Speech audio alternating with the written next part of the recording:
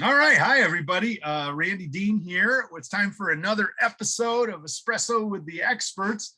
And today I got a really fun one for you. We have Glen Guyton.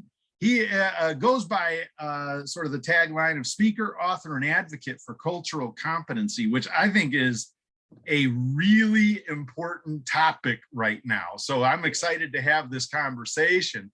But if you know the format, well, let me stop the share so we can make this bigger screen so you can see both of us better. There he is. What I would like to do is ask you about your coffee cup. All right, I have my coffee cup here. Oh wait, that looks like a Star Trek logo to me. Of course, it's a Star Trek logo. This was a Christmas present from my kids, so they know that I love Star Trek. I've been a long time Trekkie, and so they actually you can't see this really well. It's not, my coffee's not hot enough, but once the coffee is hot, it's a picture of Captain Kirk. And it says, beam me up, Scotty. So that tagline. Yeah. But once it's hot, it's not hot right now enough. That shows a picture. So if you have some good hot coffee, I've been drinking it for a while, but some good hot coffee, Captain Kirk will appear. Maybe I should put what's his name, Jeff Bezos on there now since he's taking Captain Kirk to space. But did you watch it? Did you watch the launch? I watched a little bit of it, but I don't know. I don't know how I feel about it. I mean, I'm glad that Captain Kirk got to go to space for real, but these billionaires shooting off into outer space is just, I don't know how I feel about it. Now, if I had the opportunity to go, would I go? Yes, of course. I would get on that spaceship in a minute and go to space. But just Elon Musk and Jeff Bezos and what's the other guy? The guy from Virgin. Atlantic, they're all billionaires just shooting off into space. Is just kind of crazy. Yeah, I agree. It's like part of me thinks, wow, what an amazing thing, and part of me thinks, boy, how else could that money have been spent? yeah. Although I guess sort of my thinking is, the critique all along about even the NASA space program, it has been, why are we doing this when we got so many pressing issues right down here on planet Earth? But if you look at the history of NASA's programs, a lot of the technology that's come out of it has really benefited society. But I agree that, boy, it sure seems like GPS. We wouldn't have GPS if it wasn't for the space program, right? Yeah, exactly. But not just GPS, our computers, basically, all that work led into, we got these. I don't know if that's a good thing though. Maybe that might be a bad thing. Yeah, with everything going on, I agree, so, well, that's fun. That's a neat, fun story. I like that. All right, well, let's get in and talk about your primary area though. Okay. You were saying that you're sort of an advocate for cultural competency, right? Yeah. Tell me what you think that means. I'd like to know what that means. A lot of us, we talk about diversity, equity, and inclusion, and so that's the primary area that I work in. And cultural competency is just an extension of that. Often we just kind of get caught up in one aspect of our identity, and we think that our identity, whether it's racial, sexual orientation, religious, we think these are distinct somehow from our overall culture. But, I tell people that culture is the way we do things around here. And then also, as we think about culture, it's, the habits, the customs, the artistic expressions, the way we do things based somewhat on our identity. And so if we're culturally competent, diversity, equity, and inclusion doesn't have to be this scary thing. We're just trying to realize, how can we use the various gifts that we bring, the various things that are a part of our identity. How do we use those, I guess the word would be holistically, to enhance our work environments, to enhance our team dynamics? I mean, that's what cultural competency is about. It's just really learning how to leverage differences and being able to navigate those without being threatened by those differences. Yeah, and it's interesting because I was thinking about a lot of these topics recently, and one thing that's popped into my head is it feels like, at least here in the United States, we're suffering from what I would consider almost like hyper tribalism. Oh yeah, And yeah, yeah, and yeah, and so it's like we're trying not to get along on purpose almost. And yeah. it's tearing apart families, it's tearing apart friendships, it's tearing apart communities. Uh-huh. Whereas, people, it seems like people aren't seeing the benefits of a more Right. Yeah. diverse culture. they're Yeah. they're just seeing threat, like you said. Yeah. What are you trying to tell people when you see this? I mean, I think we should have a healthy appreciation of different cultures. That's first and foremost. So as we talk about diversity, equity, inclusion, there are some different steps. Diversity is just variety, right? It's just, you're just fitting different things or people, colors, in a room. But that's just Mhm. one piece of it. So inclusion is, hey, how do we get those people utilizing their gifts? How they are part of the program, the system, the thinking process, designing things, helping you realize, what the blind spots are. That's the next step that we want to get to. And then equity is just making sure we bring back some balance to the system. So if we've had a system that's been out of balance for a number of years, how do we begin to balance it? Now it's different from equality, where we say, hey, everyone's just equal. But if you've had imbalance for a while, how do we bring an aspect of justice to that, and common sense? I think equity needs both justice and common sense, because you can't just transform culture overnight. And as we think about, many corporations do work on cultural change, like how do we change the culture? That's important, but our identity is a part of that culture. So we've been working at these things forever, especially in the corporate environment. But somehow when we start to inject race, ethnicity, sexual orientation, people start to freak out, right? But it's all part of cultural change.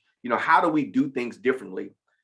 How do we bring in people and have a common culture, but also pull from the best practices of these other cultures? So that's No. that's what I want to do, is help people to really leverage that diversity. I think it makes things better. I mean, I know it makes Yeah. things better. Yeah, it's interesting. I did one of my programs. I talk about managing and leading better staff and team meetings, Yeah. and I actually have a little bit about diversity where I do an interesting little exercise. Uh-huh. And and I never know what's going to be in the room. I mean, it could be, you know, it could be a whole bunch of people that look and sound the same, or it Yeah, could yeah. be really diverse. But the fascinating thing is it doesn't matter, because the exercise I do is a little bit of a brainstorming activity, Mhm. usually over something that has nothing to do with work. And I just try to get all the ideas. And then the first Yeah. thing I say coming out of that is, raise your hand if there's something up here that you would not have thought of. Right. And almost everybody raises their hand. And I go, that right there is the Yeah. value of diversity. Yeah. Right. And it doesn't have to be, like you said, skin color or Right. sexual orientation or gender. It can just be experience and education and Mhm. background. And everybody brings something to the table. And if you find a good way to do it, you're going to get better benefits out of it. Now, you Yeah. mentioned bringing inclusion in and really helping leverage. What are some of your key steps on that? How do you get that inclusion really indoctrinated? Yeah, there's this old saying. I don't know who came up with this, and I hate this analogy, right? I think it's the worst analogy. It says diversity is being invited to the party, and inclusion is being asked to dance. I don't know if you've ever heard that Oh, expression. yeah. Yeah, Why I do you hate why it. do you not why do you not I like hate that? it because it's absolutely wrong, right? It's acting like, okay, well, it still doesn't acknowledge the power dynamics, because it's your party. You're getting to pick and choose everything, and then you're asking me to dance.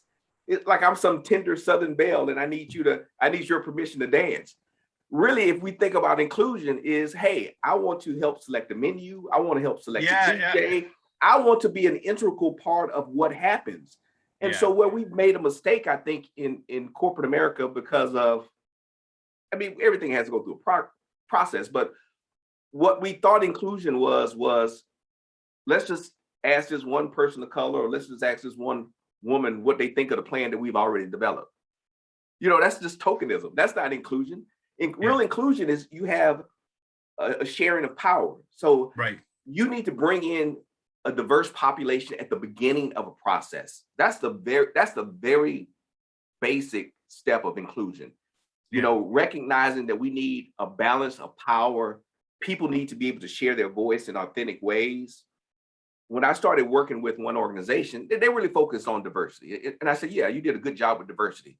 We would have a meeting and it would be mostly white people. We would sit at table groups and they say, oh, we want to make sure we're diverse. So let's put one person of color at each table. I said, that's awful. Do you understand the position that you're putting this one person of color in?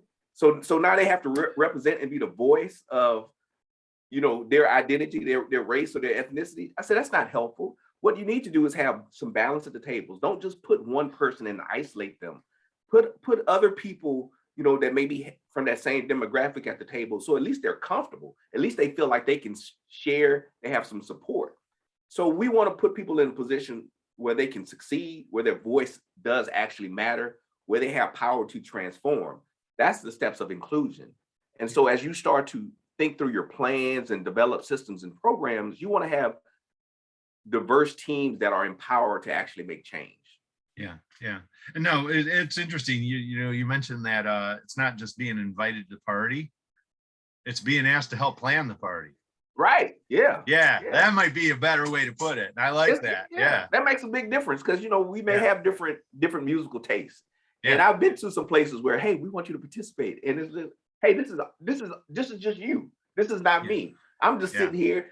I've been invited to this, but I'm not really a part of this. I feel alone. I feel isolated. And that's what we do sometimes at work. And another part of it is really meeting people where they are. I was a teacher in a past life. And, I was taught this concept of differentiated education, which means, we all learn differently and you have to meet students where they are. And so as we think about inclusion, we need different things. There's not just one size fits all. As a Black man, you can actually mentor Black men the same way that you do white males. I've read a study on that. What we need as Black men is very similar to what a white male would need to develop in a system. Why? Well, because Black men have assimilated to that way of thinking over time. But a Black woman would need a different type of support system in an organization than a Black male. And so as we think about inclusion, part of that is meeting people where they are, designing systems of support to help people grow and thrive. Mm-hmm. Is this what you sort of do when you go into like a corporate client, is, sort of look at some of these challenges and help them build plans on how to, make positive change in these areas? Yeah, my first step is, hey, asking them, what do you want to do and how is this going to relate to your overall organizational goals? You can't disconnect them. Diversity inclusion is not a separate strategy. It's not a separate thing. It's part of your overall strategic plan. Mm-hmm. And so my goal is to help them to really think through, first of all, what do you hope to achieve with this? The great thing I think is, after 2020, before 2020, I used to get a lot of clients that just wanted checkbox training, which means, hey, can you come in and do diversity training? Well, what do you need? Just come in. We just need some diversity training. Well, what are your goals? We just come in and do diversity training. But now I work with clients to say, hey, these are some tangible skills that we want our people to have. And that's the most fun for me. I have some clients where I do start from ground zero. I'm saying, hey, these are the steps you need to go through to have a successful program. But then I have other clients that have really well-developed diversity, equity, inclusion strategies for their organization, and they want me to come and provide a specific skill. So like I work with one company on how to communicate about racial differences in the workplace. And so I teach them how to do that. I give them some very specific tools that they can utilize to say, hey, if you want to have a meeting that is, in some sense, maybe surrounded by diversity, by racial or identity differences, how do you talk about that in an effective way? And so I give them some tools to go through a process that I think will be helpful to have those conversations. But that's a very specific skill. And that skill, even though it will help them with diversity, equity, and inclusion, it will help them be a better team leader regardless, because we have to know how to communicate with our people, motivate our people, be empathetic with our workforce, and to let them know that we genuinely care about them in order to be, I think, more productive. Have you seen any good, sort of success stories from the companies that have sort of moved up the ladder on their DEI programs? I think it's pretty evident in a lot of these companies. I was a executive for a number of years, and I've worked through some of these things. So the things that I teach are things that I practice in my own organizations, and I've seen how they can make a difference. Now, it doesn't root out racism, sexism, homophobia. It doesn't always just clear those things out, but it gives you strategies to deal with those things and to make, maybe marginalized groups feel better. I know it works.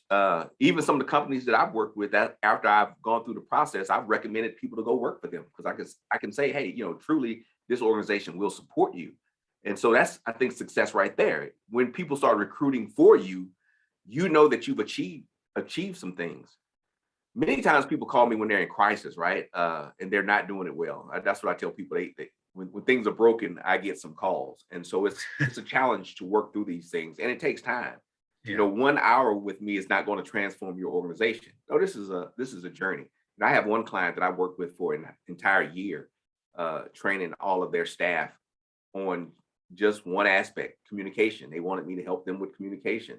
And so I have a class that I do with them, but I'm training every leader, but they are very strategic in what they want to accomplish. Yeah. Yeah. I mean, it's interesting. A couple things that just came up from what you were just saying. One, I always tell people when they do my programs, time management, email management, productivity. I'm like, I hope this is the start of your study in this area, not the end. And I'm hoping that this becomes a springboard for you to dive into this and get better. It sounds like you're sort of saying the same thing in that area. Yeah. The other thing, Randy, I took your course, right? And so I feel guilty every time my email box fills up. But your voice still rings in my head. I'm like, well, what would Randy do with this? How do I get all these emails out of my inbox? So good strategies though. But like you said, you got to keep at it. You got to pull out the tools that are shared, and even bring people back. Like, as you get new staff people, you need to onboard them and teach them these things. Yeah, and the thing that I'm sure that we're all fighting a bit is a lifetime of programming. Basically, we got. I know one of the things that my wife and we talk about quite frequently is the concept of inherent bias. Mm-hmm. And you don't even sometimes you don't even know you're exuding an inherent bias. Yeah. And you really are. So. And I think that, like they say, you can't really fix a problem until you're aware of it. Yeah. So I actually have a YouTube video on implicit bias. I talk about implicit bias. Yeah. Can you give me the link when we get done with the program? Because I'll post it in the comments, everybody. Okay, I'll get you the link to Glen's video. Yeah. Yeah, it's a fun little video, I think. Yeah. But we all have bias, right? And so we've kind of got given bias this bad name. But watch the video. Bias helps us, right? Bias helps us because we have these stories that we built over years of time, and it helps us to kind of cut to the chase. It helps to protect us in certain situations because we can recognize something that's wrong, right? So bias is a good thing if we are aware of it and we know how to use it. But we can fall into bias where it's a blind spot and we aren't able to adapt properly. And so that's what we want to do, is learn how to adapt. We have to recognize our bias. That's why I don't talk about unconscious bias. But I think unconscious bias is a cop-out. It's lazy. Oh, well, I didn't know I had this bias. I'm just sleepwalking through my life. Once you are aware of your bias, you are accountable for it. So then it becomes implicit bias, not unconscious bias. So I make that distinction actually when I work with groups. Yeah. And I think that's a great way to put it. It's like having it to where you're aware of what it is. Mm-hmm. You can use it when it's truly necessary or useful. Yeah. But you can put it out of the way when it's becoming damaging or harmful. Right. And that then could open the doors for people to truly be able to work and collaborate together much better. Yeah. Because there's some things I'm biased about that I don't plan to change, Randy. I'm biased against Carolina barbecue. I think it's an abomination. I'm Texas barbecue all the way. So if you bring Carolina barbecue to my table, I will throw it in the garbage. We and I'm might have the unapologetic about that. up here. We might have the same debate about Chicago style, Detroit style, and New York style pizza. Exactly. So I some like bias them. is And guess good. what? I like them all. Give me a buffet. You're inclusive in your eating. I am eating very habits. inclusive in my pizza methodologies.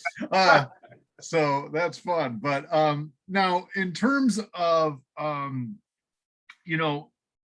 would be the first steps you would recommend for an organization that wanted to just get better at this? Yeah. First step. What's the first step? Yeah. First of all, I think that what we want to do is really think about what your goals are. So, what do you hope to accomplish? Like, why are you doing that? I mean, that's what I tell people to do, and then commit to it. So you need organizational commitment because it takes time. This is nothing that's going to happen overnight. Again, or one meeting, 1 hour with Glenn is not going to transform your organization. You have to be committed to it and really explain to people why you're doing it. Again, it's not, don't just do it because it's politically correct. I mean, that has a place, but what is your business case for doing that? I tell people I'm not, I can do some religious training. I can do that. I can do religious moral training, but that's really not what I focus on as far as my business. What is the business case for you working at diversity, equity, inclusion? What is that going to look like in your organization, and what does success mean for you? And then are you going to commit to that? That's really the first step with organizations. And then the next thing is then energize people, get people energized about it, get people excited about it. There are a number of ways to do that. Most times when people hear, oh, it's for diversity training, I don't want to do that. Oh, this is going to suck. Oh, they're just going to talk bad about white people. That's not what I do. Diversity, equity, inclusion is for everyone. So how do we leverage all of our gifts and talents, everyone that's a part of this workplace? How do we get people excited? And so you need kind of a mix of how you approach this. Everything can't just be mandatory, boring training. You need some exciting training aspects. You need different types of training aspects that's going to lead to different people. You need some fun activities. You need some voluntary things. So you have to have a good mix to get your people engaged. And part of that is telling them, hey, this is what the win looks like. Again, we all think we know what we want to accomplish with diversity, equity, and inclusion, but we don't. We really don't know. You have to really define those things, because what equality, equity looks like for me, Glenn, may not look the same for Randy. And so if we're part of a team, part of an organization, we have to lay those things out. These are the things that we want to accomplish. And this is how we know we've gotten to where we want to go. That's fantastic. It seems like maybe a pretty good endpoint too. I guess I'm just sort of thinking that, we just tied it up in a nice little bow. Okay. So maybe we should leave it there, because I would then say to all of the viewers today, if this is an area of interest, you got yourself a resource right here. And Glenn, you intimated it a little bit. You said something about religious. You're an ordained minister too, correct? I am. I do have that in my background. But you served in the military. Served in the military. I have a pretty diverse. You want your diversity trainer to have diverse experiences, and I do. So yeah, you have a unique and really interesting background. And so, I just would share that, if you're looking for somebody that can walk the talk and isn't just going to come checkbox it, like you said, but is instead going to help you actually dive into this and work toward a positive, long-lasting, culture changing in a positive way outcome, I think Glenn might be a really good resource for you. So I've been doing this for over 20 years, Randy. Before it was popular, before everyone was talking about it, I was doing this work. So it's critical. I tell you, it is critical right now with that. What did I call it? Hyper tribalism. I think that I hope we can get through this phase and do it in a way that gets us back to a much more positive trajectory. So let me go back and share the screen so they can get your contact info. All right. Yeah. Let's see. I'm going to hit share, and there's Glenn again. There's his website, but here is his email address. And look at him. He's up there working, and he's working so good. Is that a towel?